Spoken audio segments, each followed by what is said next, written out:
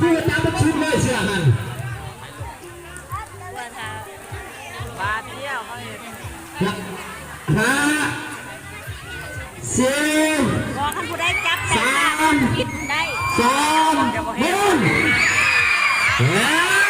มาเรื่องสองแล้วจะไหน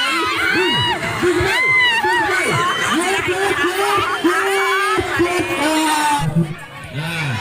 เขาเป็นบาทเนี่ย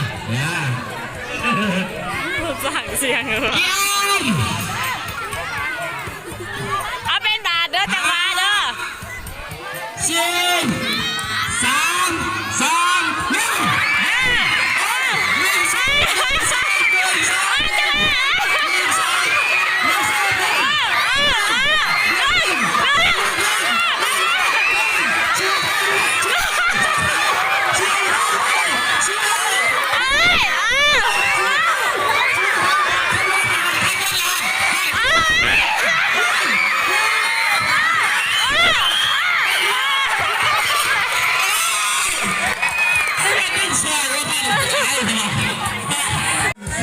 16 ต่อ 15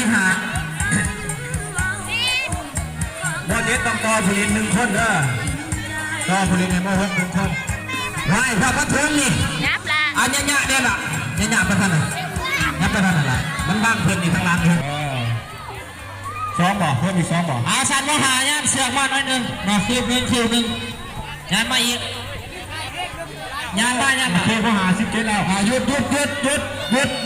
เข่งไว้วันนี้เข่งไว้ยับไกลๆเกี่ยวยับออกเลยอันแล้วยับออกไหมล่ะ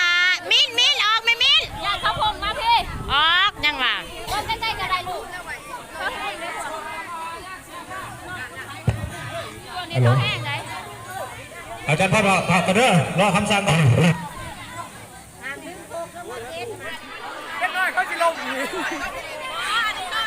ว่าเดินงานเสือกมาอีกแล้วงานเสือกมาสิผาหัวงานมาพ่อดึงเรื่องไรแบบนี้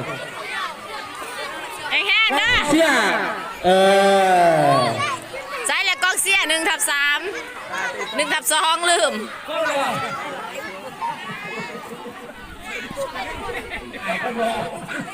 แห้งๆเลยเด้อ